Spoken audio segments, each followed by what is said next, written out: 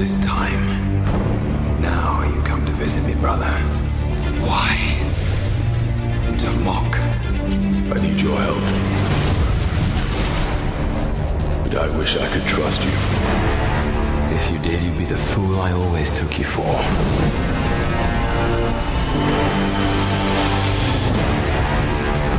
Some believe that before the universe, there was nothing.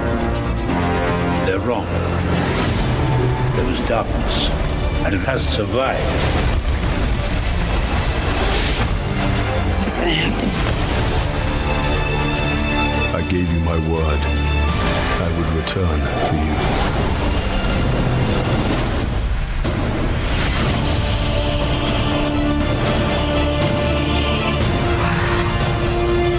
Face an enemy, not only to a few, Known only to one. You must be truly desperate to come to me for help. If we do nothing, they will destroy us.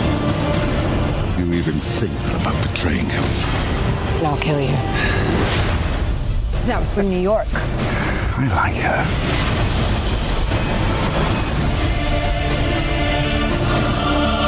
Thor, your bravery will not ease your pain. Your family, your world will be extinguished. We're running out of time. The very fabric of reality will be torn apart. I'll find a way to save us all.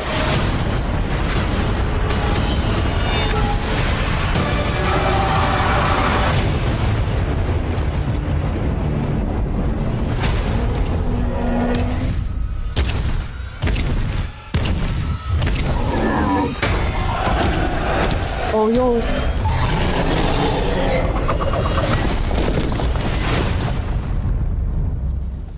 Anyone else?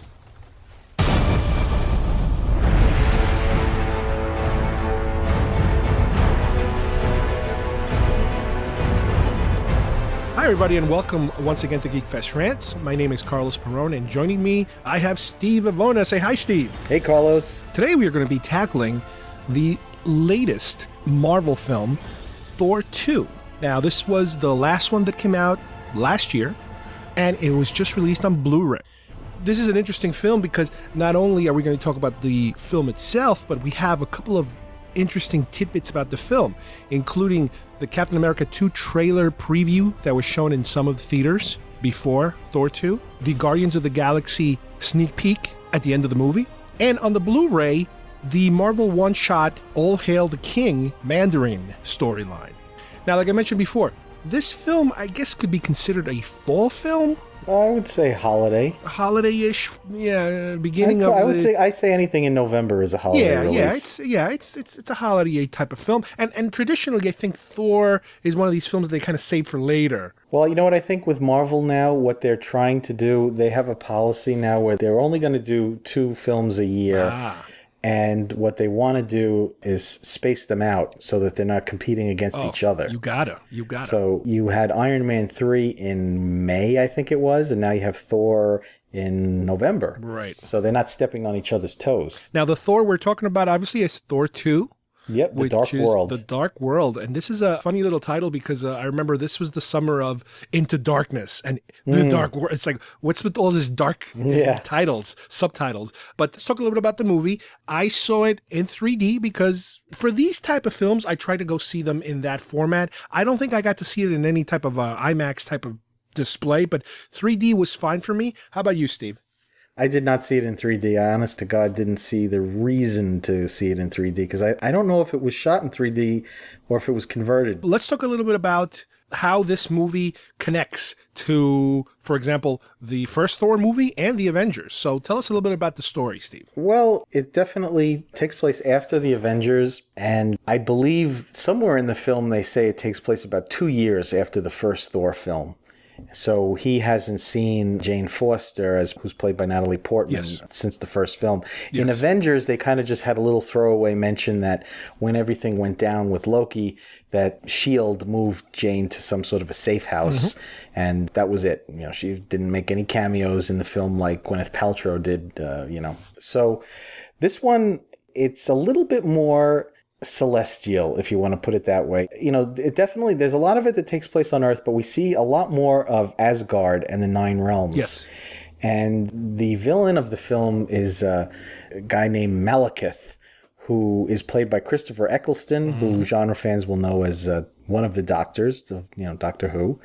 And it's interesting, this character and another character in the film were created by a guy named Walt Simonson, who did a very, very popular run on Thor in the 80s. This isn't like a Stan Lee creation. Okay. And Simonson is really pretty much revered as the guy who reinvented Thor, much the same way Frank Miller did with Daredevil in the 80s.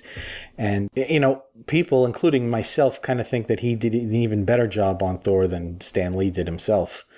And so they decided to take from his run, you know, the villains. I mean, Loki is in the film, but I don't know that I wouldn't call Loki the villain of the film. I mean, he does some bad stuff, but he kind of helps. He has a different role now. He's no longer a lead villain. He's kind of like an independent agent. He helps you sometimes and he hurts you sometimes. Well, he's also, at the end of the day, he's out to help himself.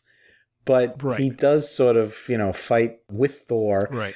And I think they want to make him more like whatever the mythological Loki is supposed to be, not a die-hard baddie, but a guy, you know, the mischief. He's into screwing things up and messing with your plans and throwing a monkey wrench into things. Yeah, and he's known as a trickster. I mean, he's always messing with your head.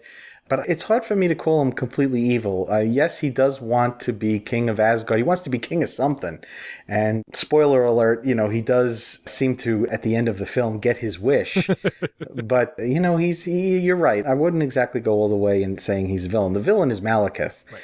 And he's just out to, you know, just like most villains, he's out to destroy the universe.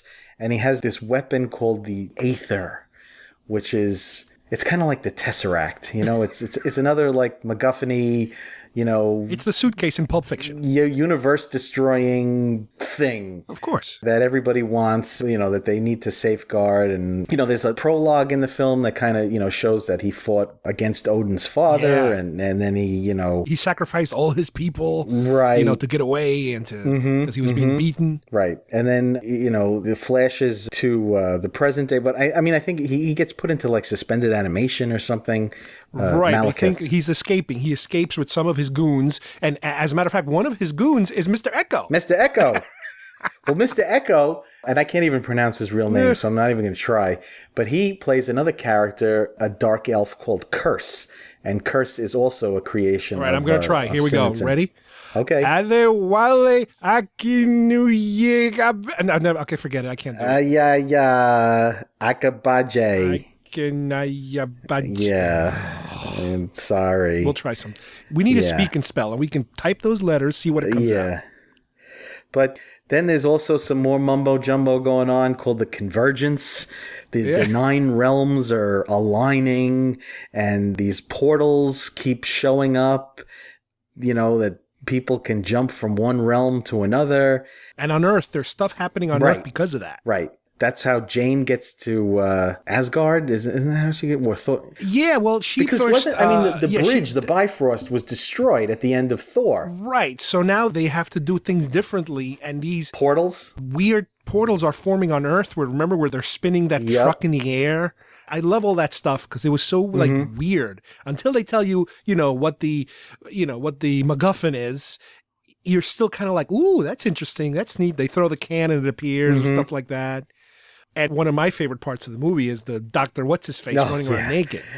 Yeah, Dr. Eric Selvig, played by Stellan Skarsgård. Who's completely lost his mind, and I guess that's fine. He's hilarious in the movie, and it's funny. I remember him complaining that he had, like, nothing to do in Avengers except, like, expository dialogue, and... I mean, it's not like his part is that great in this one, but he's a pisser. It's great. It's very comic relief-ish, but it's important to the story. So you're like, okay, all right, it works. But it was just funny. Now, somehow, this thing, the Aether, is released, and the release of the Aether awakens Malekith. And Malekith, he turns Mr. Echo into Curse, and Curse attacks Asgard. Right. And Natalie Portman is infected by this magical substance. Now she contains the Aether somehow. Yeah, there's a lot of, like you said, there's a lot of mumbo jumbo that it's like, okay, I don't mind the mumbo jumbo. Yeah, let's just keep go going. And they do. Yeah, they because do keep going. the movie, the pacing is great. You could very easily be like, oh God, what are they talking about? But before you have a chance to really sort of think about it, it's like on to the next scene. Move on to the next, And the interaction between the characters is great. The action is phenomenal. I mean, not to jump ahead, but I enjoyed this so much more than the first film. Yeah, well, again, like you said, not without starting to give our final thoughts, but I found it to be such a good sequel to the first one in terms of it didn't veer off in any weird or too weirdness. Now, granted, this movie has the luxury of going in that direction because you're dealing, in the pantheon, if you will, of superheroes that we're currently dealing with. This is probably the most mystical and magical of all of them. You can go into this realm of weirdness because that's part of the story. You can't get away with that with a Spider-Man or a Batman. But in this one you can, and I was okay with it. I followed it along, and it's funny because recently we did Iron Man 3, and there were so many things, not a lot of them, but there were so many things that kind of threw me off with Iron Man 3 that kind of got me off the rails a little bit. This one, it just kept going. It was weird. It was weird how good it felt to continue with the story. Yeah, no, I'm in complete and total agreement with you. Once Jane gets infected with the Aether and Asgard is pretty much demolished, that's when things really pick up, because that's when you have Thor and Loki teaming up, which is great. I mean, that to me is the heart of the film, their relationship. And I have to say, I know that Joss Whedon did some script doctoring on this film, and if I had to pick where he did it, it's in the interaction between Thor and Loki, because the dialogue is so crisp. Well, Tom Hiddleston is probably the best actor in the whole bunch. Oh, yeah. He just chews up the scene, and he's such a brooding and angry character that it's just fun to watch him plot and react and act. And he's hysterical too. I mean, that little Chris Evans cameo thing that went on, I mean, that threw me for a loop. I didn't know that was coming, and it was hysterical. And Tom Hiddleston said that, I really hope it's on the DVD, because he claims that when they shot that scene, Chris Evans was CGI'd in later, and he did the scene in the Captain America costume. And he did the dialogue. What, with himself? Yeah. To give them like a reference point to stick in Chris Evans. Yeah, that'd be great to see. I really hope they show that. So that's when it really, the movie really kicks into high gear. They travel through some portal to get to Malekith land, wherever. And, Is that Loki, a new land in Disney? to fight with Malekith. And then the battle eventually ends up on Earth. But, he defies Odin, who's played, again, by Anthony Hopkins, who's also fantastic. Again, not to jump too much around, but when they do have that battle on Earth, I love that how they figured this thing about how the instability of what was happening was dumping them in different places, not only on Earth, but everywhere. In all the realms. And how they're switching back and forth and kind of taking advantage of that at certain points. And I got to tell you, I was like, wow, that's great. It doesn't really look too like cheesy green screeny either. I mean, I thought it looked really good. The landscapes and the effects I thought were just terrific. So then you have this really great scene though where Loki seems to screw Thor over, but then, I mean, again, we're assuming everybody's seen this film, but then it turns out that he's actually working with Thor, and they're fighting together. It was the double cross. Yeah, which was excellent. And then Loki is seemingly killed. And again, it's just a great scene. I mean, they play it so well. I mean, Chris Hemsworth, he's a big, good-looking side of beef. I mean, but he can act. I guess I found my next end quote. Yeah, your tagline. That's what you're going to do. You're going to say, Steve Lotz is a great big side of beef. Yeah. So, But they work well together, and Now, let me ask you a question. This is something that they showed you on the trailer, and maybe they did it on purpose just to throw you off. And during the movie, when Natalie Portman's walking through Fantasyland, Asgard or whatever, and one of Thor's warrior women, the lead warrior Sif, woman, Lady Sif, she gives her this nasty look, why the hell is... Obviously, she's interested in Thor, and Thor is like... Well, yeah. I was convinced she was going to betray him at some point. Well, I mean, you are right about her being interested in him, because in the comic, Thor and Sif are basically, hooked up and an item, and, she's his chick. But then it's what happens is, he falls for Jane Foster in the comic. And, in the comic, it's been going on for 50 years. He never really ended up with one or the other. But Sif is, definitely his main squeeze in Asgard. But in the movies, they don't pull the trigger on it. I mean, in the comic, he's been with her. But it's always back to Jane. He's always... But in the comic, too, he has a human alter ego. So that, they felt like Jane was just a nurse and he was a doctor, and they fell in love and blah, blah, blah.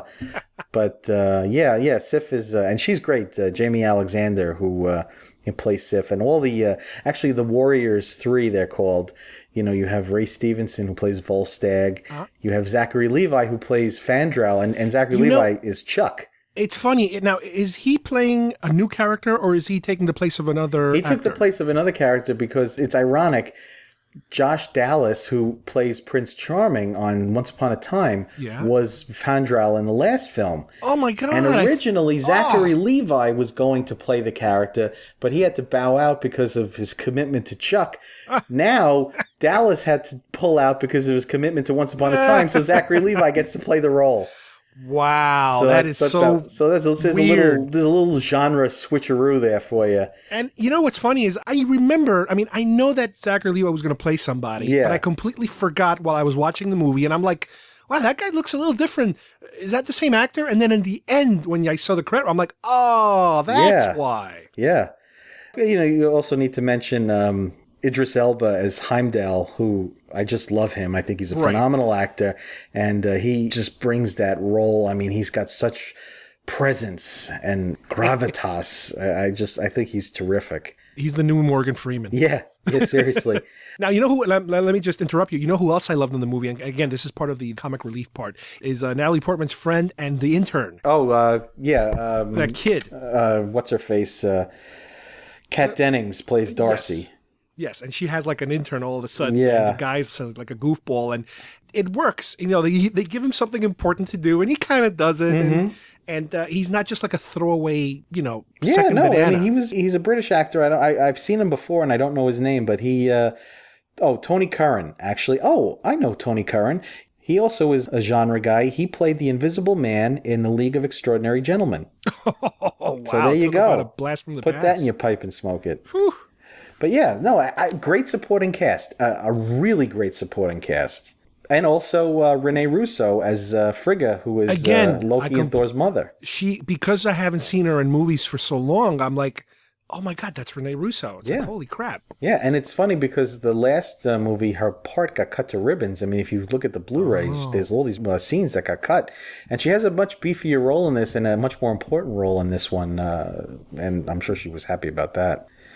But yeah, I mean, all in all, I mean, of course, then you get into like the final battle, which takes place in London. And, it's just, a lot of which we see a lot of that on the trailer also. And the ship arriving and cutting through the water and the land and stuff. Malekith is, he's just totally doing his thing. And, of course, what's going to happen and how it's going to end. But, Yeah, the bad guys here are not, and in general, I mean, even for the previous Thor film, as far as I'm concerned, they're not kind of like Joker type of characters that are almost bigger than your stars. No. The bad guys are kind of tamed down. They're not that crazy. No, I mean, because Loki is sort of the hero/villain, you're not going to have somebody else.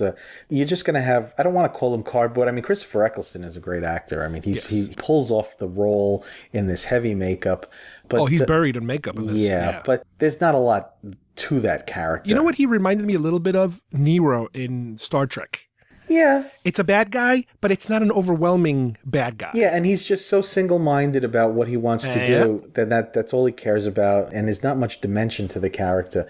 Whereas somebody like Loki, I mean, in Avengers, he was just phenomenal. I mean, yes, you know what he I was also the love? villain. I love the Prison Break. Oh, yeah. Where they go in there and Loki is kind of helping him, the bad guy, and he's kind of helping himself, and he's helping everybody. And Yeah, it's great stuff. And if you'll notice, too, the box office for Thor, I mean, has been really, I guess, helped by Avengers because it's going to make at least $200 million. And Thor... Now, review-wise, do you think it got decent reviews? Yeah, I mean, it probably got comparable to maybe even a little bit better reviews than the first one. And I think a lot of them kind of agree with us. You know, lots of mumbo jumbo, but really good action. You know, Tom Hiddleston is great, and just don't really pay attention to all the other stuff and just kind of enjoy it. Well, let's talk about a little bit about the little ending tags and the little ending scenes that hint of what's happening in the future. The first thing is the actual ending of the film where Thor is talking to his father. Right. And then at the end, we realize that something might be wrong here. Yeah. It's Loki. He's playing his, I love it when he said to Thor in the Avengers, he's like, when are you ever not going to be fooled by that? And, he's pretending to be Odin, and he's Which on leads the you to throne. believe what happened to Odin. Yeah. Because we don't know for sure if he's dead or if he's imprisoned or what. Yeah. So I'm assuming it has not been announced. And I think it probably won't be announced officially for quite some time, maybe even like Comic-Con next year, that there's going to be a third Thor film. But I know that Chris Hemsworth is signed to do another one, and I'm sure Tom Hiddleston is too. And, Marvel's thing is to do trilogies and then see where it goes from there. So I think it's a definite that it's going to happen. Now, wasn't there a little hubbub, speaking of Comic-Con, this past Comic-Con that Chris Hemsworth wasn't there to promote Thor? Yeah, there was and people were saying, what does that mean? Is he upset? Is he, or is it part of the whole, well, if Downey wants more money, I'm going to start, parading myself around. Once Robert Downey was signed for Avengers 2 and 3 and they basically gave him Fort Knox, the other actors started to get a little pissy. And I understand that. At the same time, I feel like telling them, you guys would be going straight to video if you weren't playing these other characters. But I think Marvel probably made them happy and did some, threw them some bones. But, Chris Evans, Chris Hemsworth, they were signed for 6 films. That means 3 Avengers and 3 of their own character. 3 and 3. And, can contracts be renegotiated? Sure they can. And I'm sure that Marvel sweetened the pot for them. They're not going to make Downey money. I'm saying this as speculation because I don't know for a fact. But when Chris Hemsworth was asked about doing a third Thor film, he's like, oh, yep, no problem. I'm signed on the dotted line, So it's... Well, that's good. It's going to happen. That's good. Well, let's talk also about the scene after the credits or the secondary ending scene. At the very end of the credits, it was just an extra Thor, he comes back to Earth, and he comes back to Jane. Oh, in the kitchen. And there's that other monster running around in London that, he's going to have to deal with. But I think the more important tag scene is the scene that sets up the Guardians of the Galaxy, which is going to be one of And it is tied to this film because it's about putting away the big baddie, the suitcase. They're putting the suitcase away. Exactly, because they have the Aether and the Volstagg and Sif. They go to see some dude who... Again, as the comic book reader, I mean, I'm sure you might have seen that comic that's been floating around Facebook, what it's like to see a Marvel movie with a comics fan. And that's how my friends feel about me, because immediately I saw this guy and I'm like, it's the Collector. And that's who Benicio del Toro is playing in Guardians of the Galaxy. And he's a big, cosmic villain in the Marvel pantheon. And so they're giving him the Aether for safekeeping because I think they said that the Tesseract is in Asgard and you can't have the two of these things together. And when he gets it from them, he says 1 down, 5 to go. Uh-huh. And now that means we're talking about, well, it's weird because the pieces that he, the Tesseract in comic book world is really called the Cosmic Cube. The Aether, I don't really know if there is an Aether in the comics. I honestly don't remember. But in the comics, they had this thing called the Infinity Gauntlet. And they were 6 gems that once you put them all together, you were just all powerful. And that's what Thanos, who you saw at the end of the Avengers, that's what he wants. He wants all the Infinity gems. I mean, I'm just going to call them gems. This has nothing to do with the Mandarin's rings, right? No, nothing to do with the Mandarin's rings. And that will make him completely all powerful. And my assumption is that they're saving Thanos for the third Avengers film. But and maybe he'll gather up all the stuff. Well, let me tell you my quick impression of that scene. I appreciated it because finally it's some actual Guardians material to look at. But to me, the scene looked weird. It almost, to me, looked like a television set, like a television show. It didn't seem very epic-ish big. It seemed kind of claustrophobic and small and I think that weird. I think that you got to remember, too, they started shooting Guardians in August. So when they shot that wasn't even shot by the director of Thor. That was shot, I believe, by James Gunn, who's directing Guardians. Alan Taylor is the guy who directed Thor, by the way. Is it possible also that because Guardians is going to take a different tone? Yeah, I mean, it's going to have a different look, but I think just in terms of the way the scene was presented, I think it was just like, okay, I mean, I'm sure they did it on like an existing set, but I think it was very rushed. I think it was like, okay, we just got to grab this and we're not going to show too much. And maybe it wasn't lit as well as it could have been lit. And, I think it was just a matter of, I mean, yeah, the film is going to have a completely different look. But I'm just thinking because of that leaked trailer that we've seen a while back about Guardians, the trailer for Guardians looked very different, very... Again, I can't even put it into words, but it's a different flavor. I understand what you're saying. I really do. Kind of tongue-in-cheek and almost like Batman television, original Star Trek looking, different. It looked a little cheesy, I'll say that. But I really think it had more to do with just being a rush job, something they had to stick on the end of the film and get it out there so, they could set up a little bit, just a teeny bit set up Guardians. And I don't think they were over. I think, as a matter of fact, now that you mention it, that Alan Taylor was a little bit embarrassed by it. And when he was asked about it, he was like, I didn't shoot that. And he's like, they just kind of stuck it there. Because that's what happens. I mean, in these films, you have the director of the next film or the director of the other film shooting a scene that's going to be stuck on the end of another director's movie. Wow. So, I think he was just like, Marvel does their own thing and I can't really get pissed about it and blah, blah, blah. However, let me just add here. Recently, the official Guardians of the Galaxy trailer did come out, was released, and it looks phenomenal. It is pretty much the same one that they, I think, released during Comic-Con, but it is practically one of the funniest, action-packed trailers that I've seen in terms of this whole Marvel genre. It does have an edge. It does have a very funny edge to it that I think will make it different than most of these other Marvel films. So, in a way, I'm kind of going to eat my own words in terms of how surprised and turned off I was by the extra scene, because to me, the trailer finally being released makes up for it. Well, overall, I have a feeling you feel the same way, but I was very, very satisfied with this as a sequel. Again, the only thing I could compare it to is, I can't really go into X-Men territory because X-Men has been kind of rebooted in certain ways, so I can't compare original X-Men with the newer X-Men, but the only thing I can compare this to, and it's because they're all related, from the Avengers, is Iron Man. Yeah. And to me, this is a better sequel than either Iron Man 2 or Iron Man 3. I agree with you completely. I agree with Carlos. I'm going to put that one there too. Wow.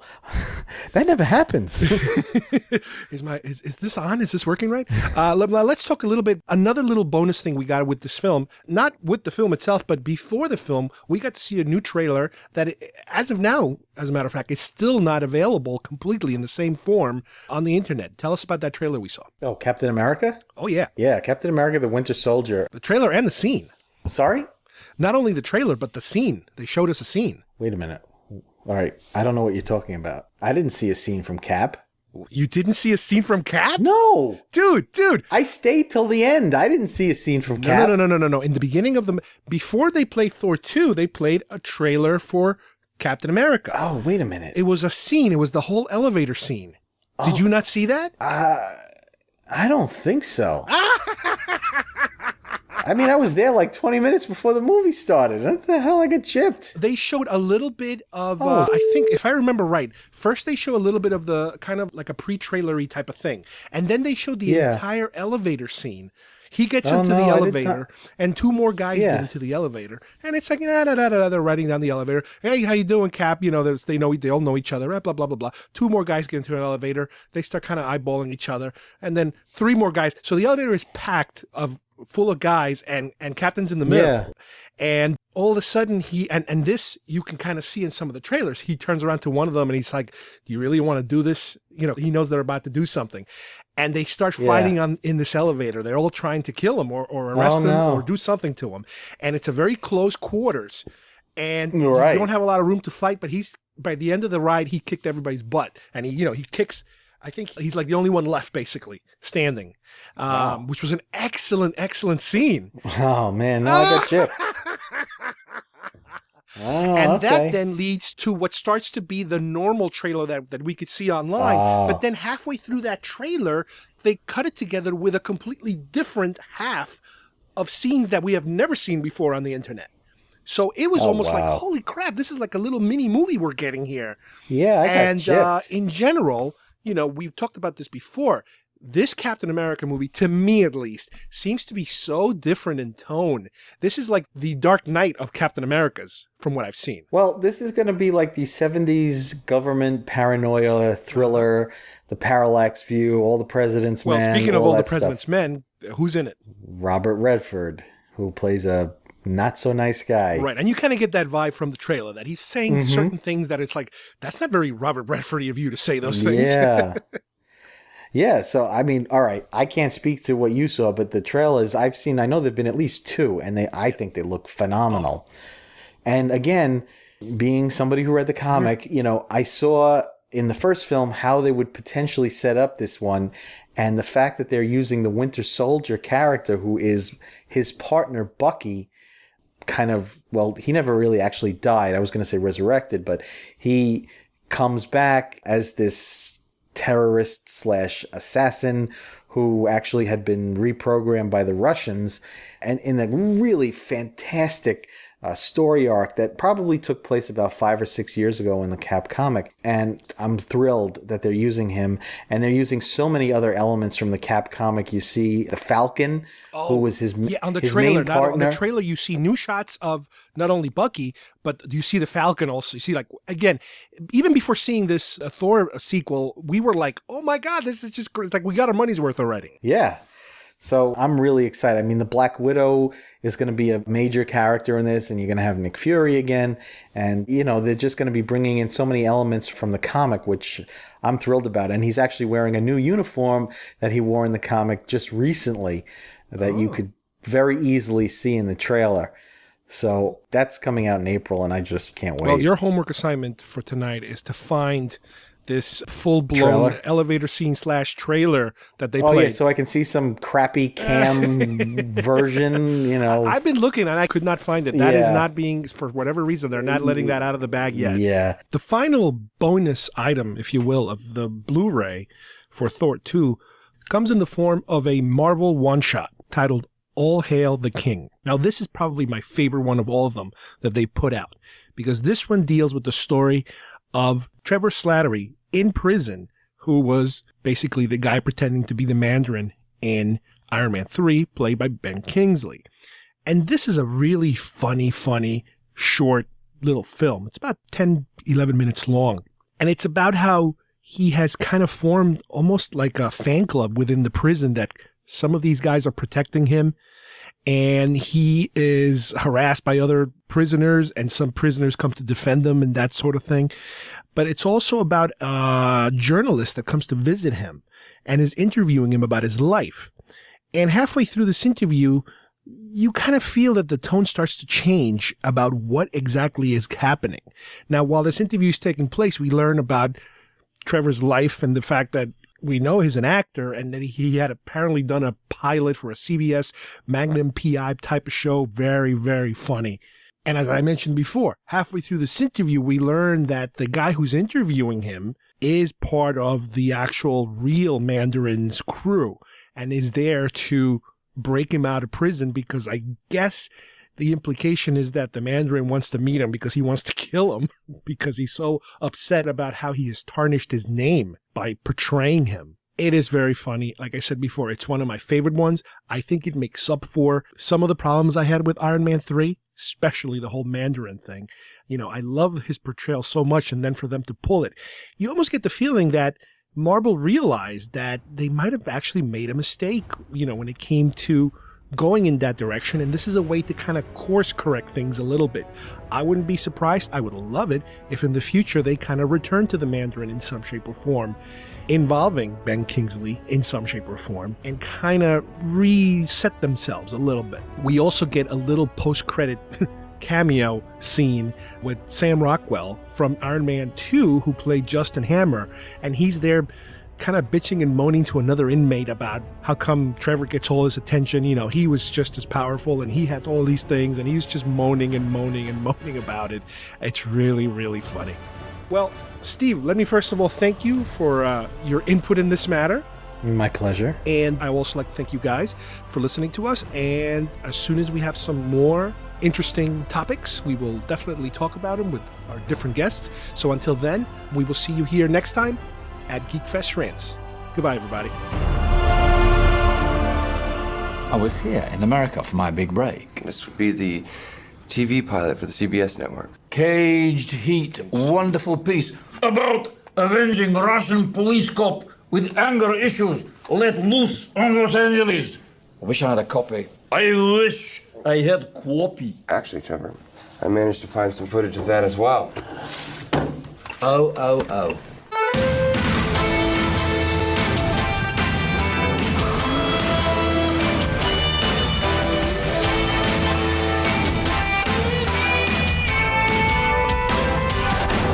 Handsome lad. Yeah, it's compelling. Sean Connery made a pass at me once. Everyone on the set called him Mr. Connery. He called me Trev. You're very talented, Trev. That's fascinating. Was that a monkey drinking vodka? Yes! And still those knobs the network didn't pick it up. I think it was too sophisticated for them. Akinnuoye-Agbaje. No, okay, forget it. I can't do it. Agbaje. Akinnuoye-Agbaje. Yeah, I'm sorry. Akinnuoye-Agbaje. I mean, Chris Hemsworth, I mean, he's a big, good-looking side of beef.